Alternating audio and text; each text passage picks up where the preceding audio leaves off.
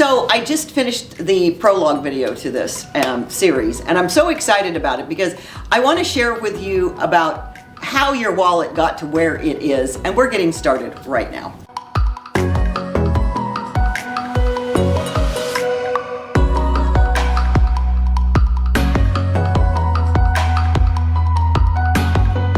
Welcome back. This is your Wichita Falls. If you love this channel, subscribe, ring that bell, do all that good stuff, because the fact of the matter is there's some great information about Wichita Falls. There's great information, abundance, about having your best life. It just never ends here. And that being said, I'm Debbie Dobbins, and I wanted to share a quick little story about why I'm so passionate about what I see in the U.S. government with respect to monetary policy. You can agree and disagree about a whole lot of other things, but I want to talk about it from that perspective. Back in the 1980s, because 1973, gas prices were crazy and there was gas lines, and I just lived through some really interesting times. And on that previous video, I shared about how we got to there, and Nixon took us off the gold standard, and actually, Nixon didn't take us off the gold standard. I think it was FDR back in the day. That's when things started to get a little out of control, because as soon as we went off the gold standard, we weren't holding ourselves accountable to how much money we were going to put into the system. But here's what I did, because I am a child of the 60s.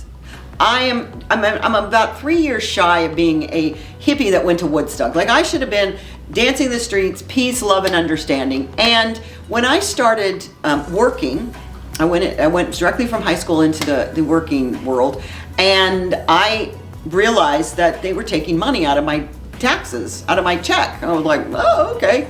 And then I realized that I had control over how many deductions I would put on my W-4 to let them know how much I wanted to pay in that I potentially could get back. Because it was really early on that I figured out this is not something that's very smart, giving my money to the United States government for them to hold, and then them give it back to me sometime around April of the next year.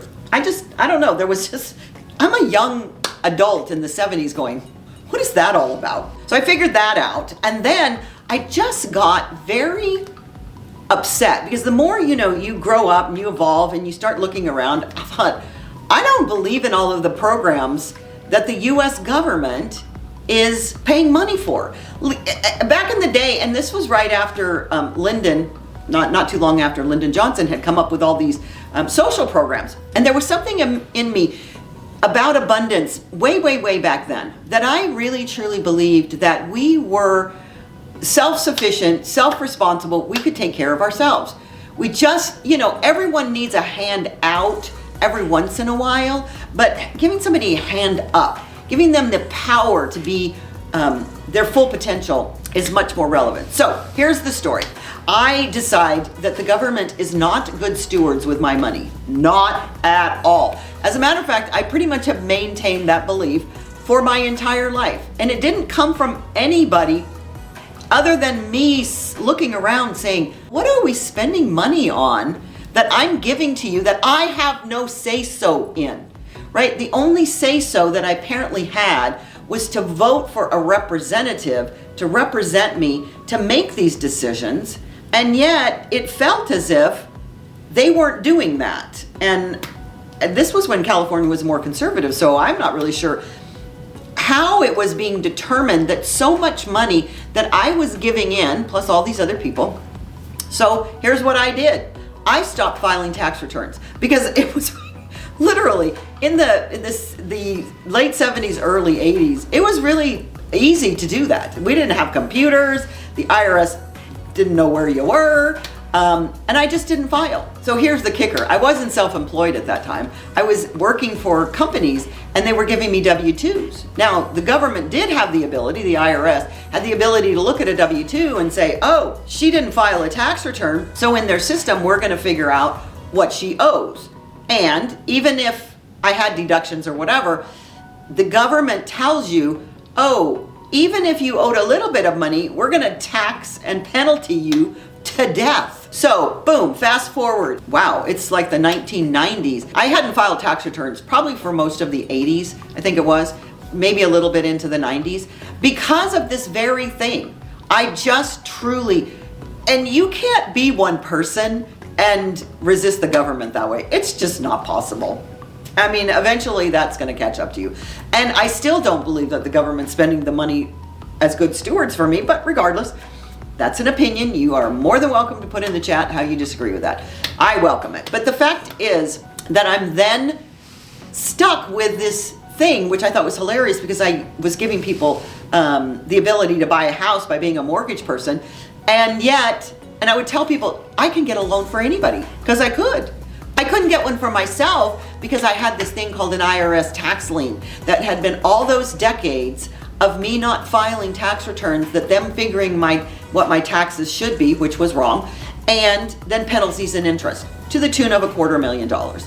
And a tax lien of $250,000 is not going to allow me to buy a house, especially back in, the 2000s, because the house itself, the lien would be as much as the house. But here's the thing. I took care of all of that.